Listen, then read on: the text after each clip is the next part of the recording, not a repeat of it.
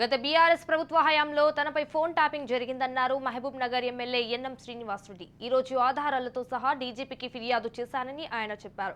ఈ మేరకు ఆయన మీడియాతో మాట్లాడుతూ మహబూబ్ నగర్ నియోజకవర్గంలో గత 5 ఏళ్లుగా ఫోన్ ట్యాపింగ్ జరిగిందన్నారు. ఎస్ఐబీ అధికారులు ప్రశ్నించే గొంతులపై ఫోన్ ట్యాపింగ్ ప్రయోగించారని, ఇందులో తాను కూడా ఒక బాధితుడినని చెప్పారు.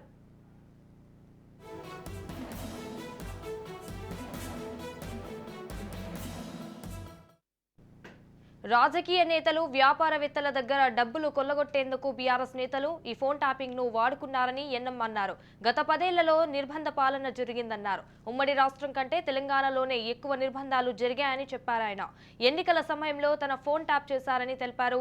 మహబూబ్ నగర్ కు చెందిన మాజీ మంత్రి ఆదేశాల మేరకు అధికారులు తన ఫోన్ ను ట్యాపింగ్ చేశారని ఆయన చెప్పారు. అయితే కాల్ రికార్డుల ఆధారంగా బ్లాక్ మెయిల్ గా పాల్పడ్డారని అన్నారు.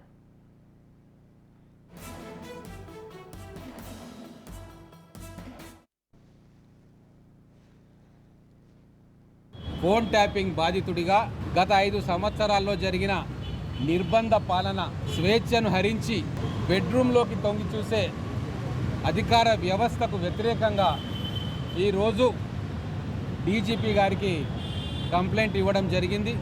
ఎస్ఐబిలో ఉన్న కొంతమంది ఆఫీసర్సు, జిల్లాలో ఉన్న కొంతమంది రాజకీయ నాయకులు కలిసి తనకు ఇష్టం లేని వాళ్ళ మీద, రాజకీయ ప్రత్యర్థుల మీద ప్రజల ధన మన ప్రాణాలతోటి యథేచ్ఛగా ఆటలాడుకున్న విషయం, ఈ రాజకీయ నాయకుల, పోలీస్ అధికారుల అపవిత్ర కలయికతోటి ఈరోజు తెలంగాణ భ్రష్టుపట్టిపోయిన విషయం కూడా మీ అందరికీ తెలుసు.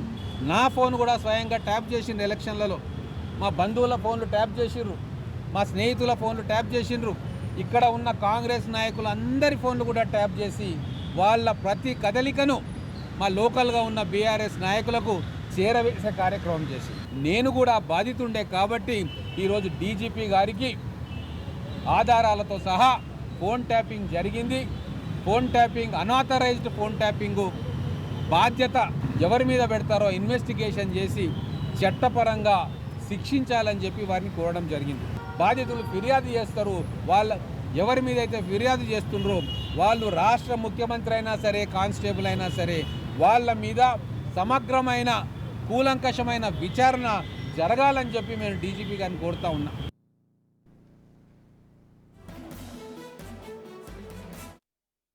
రాజ్యాంగం ఇచ్చిన ఫండమెంటల్ రైట్స్ కు ఈ ఫోన్ ట్యాపింగ్ విఘాతం కలిగించిందని, కేవలం హైదరాబాద్ లోనే కాదు రాష్ట్ర వ్యాప్తంగా ఫోన్ ట్యాపింగ్ బాధితులు ఉన్నారని చెప్పారు. ప్రతి జిల్లాకు ఒక కంప్లైంట్ సెల్ ఏర్పాటు చేస్తే బాధితులు బయటకొస్తారన్నారు. రైట్గా దీనిపై పూర్తి సమాచారం మా ప్రతినిధి మహేందర్ ఫోన్ ఇన్ ద్వారా అందిస్తారు. మహేందర్, చెప్పండి. ఫోన్ ట్యాపింగ్ వ్యవహారం పైన ఇటు కాంగ్రెస్ ఎమ్మెల్యే ఎన్ఎం శ్రీనివాసరెడ్డి తీవ్రంగా ధ్వజమిస్తారు. అలాగే నేడు ఫోన్ ట్యాపింగ్ వ్యవహారంపై రాష్ట్ర బీజేపీ కూడా ఆయన ఫిర్యాదు చేశారు. మహబూబ్నగర్ నియోజకవర్గంలో గత 5 ఏళ్లుగా ఫోన్ ట్యాపింగ్ వల్ల ఆయన అనేక ఇబ్బందులు పడ్డారని, ఆయన ఒక బాధితుడిగా బాధపడ్డారని కూడా ఆయన చెప్పుకొచ్చారు. ఫోన్ ట్యాపింగ్ నాపై కూడా జరిగింది. ఇటు ఎస్ఐబి అధికారులు ప్రశ్నించే గొంతులో ఫోన్ ట్యాపింగ్ ప్రయోగించారు. రాజకీయంగానే కాకుండా వ్యాపారవేత్తల దగ్గర డబ్బులు కొల్లగొట్టేందుకు ఈ ట్యాపింగ్ ను చాలా వరకు వాడారు. దీంతో 1000 కోట్లు కూడా వాళ్ళు కొల్లగొట్టారు. 1000 కోట్లు కూడా అక్రమార్జనకు పాల్పడ్డారు. చాలా మందిని బ్లాక్ మెయిల్ కూడా చేశారు. వీటన్నిటిపైన దృష్టి సారించాలి.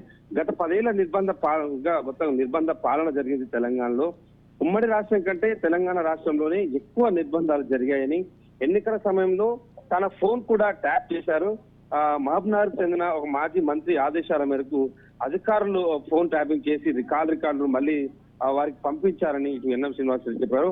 మహబూబ్ నగర్ నుంచి మాజీ మంత్రి అంటే ఖచ్చితంగా ఎప్పుడు వివాదాల్లో ఉండేటువంటి మాజీ మంత్రి శ్రీనివాస్ గౌడ్ మాత్రమే ఉండొచ్చు. ఆ రకంగా ఆయన పేరు ప్రస్తావించుకున్న మాజీ మంత్రి అని చెప్పారు. ఆ మంత్రి మహబూబ్ నగర్ అంటేనే శ్రీనివాస్ గౌడ్ అనేటువంటి విషయం అయితే అందరికీ తెలుస్తుంది. సో ఇక వాటి ఆధారంగా బ్లాక్ మెయిల్ కూడా పాల్పడ్డారని, ఈ రోజు ఆధార్తో సహా డీజీపీకి ఫిర్యాదు చేశారని ఇటు ఎన్ఎం శ్రీనివాసరెడ్డి చెప్పారు.